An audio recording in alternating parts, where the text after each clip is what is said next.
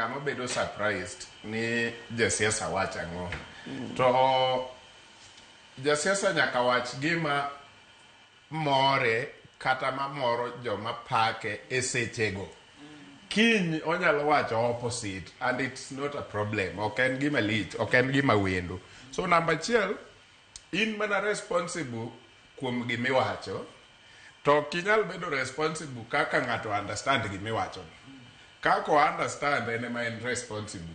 In kiwacho ni Joyce dynasty, an mana responsible kuom gimawacho, to gima in iwinjo, in ema in responsible. Koro kaka ne jomoko winjo dynasty, mano koro danga wach ni gidho wach machiegni, mano koro gin ema gin responsible kaka ne gi understand ni dynasty en ang'o. William en nowacho ni jogi dynasties to en kodgi gi issue mar election no, nyiso ni jogi oriwore dino ne, according to him, jogi oriwore dino ne ok dwa ni mondo oyud telo nikech nyathi jachan mane owuotho maonge wuoche. Koro chal ni telo no noseyudo. Koro onge gi problem gi jogi anymore nikech telo gimane jogi dino ne obedo dynasty, gimane jogi dino ne nosetimre nade, noseyudo.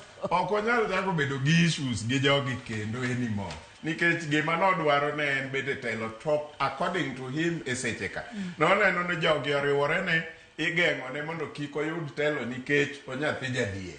Koro jopiny nowinjo ywak neno ka jopiny paro ni nyathi jadhier wadwa dhi telo, wadhi konyore matek mokalo.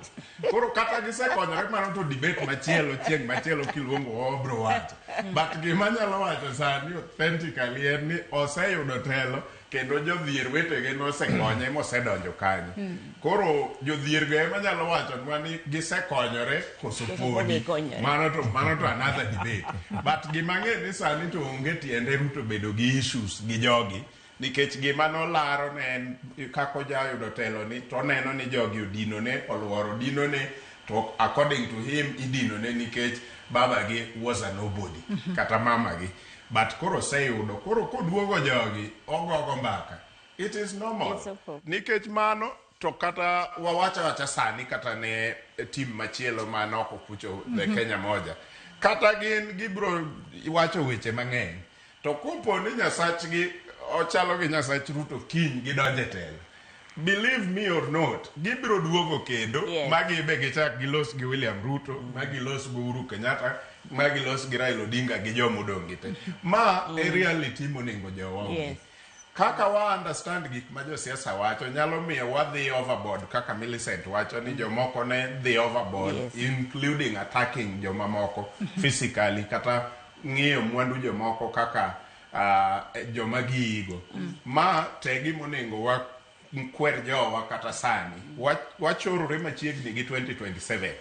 Weche biro wachore mang'eny kata ok national level kende, kata joma laro kom bunge e constituency moro weche biro wachore, kata joma laro governor e county moro weche biro wachore. To kaki understand kama ae Migori osebet gi lwenje mang'eny nikech ng'ani kowacho kama to ng'ani owacho kama to joma luwogi paro ni mano to kiny tichaki neno gi the same podium kendo giwuoyo with a lot of civility. To kata mana seche magichwore wach no gichwore with a lot of civility. Koro joma neno gigi emonego bed ni kao cushion. Tiwacho ni yes, anabro support ng'ane, but mano ok bimiya dhaw gi ng'ama. To ka ng'adi matin Odede lero kanyo makare ahinya ni jatend piny Kenya William Ruto nyalo bedo ni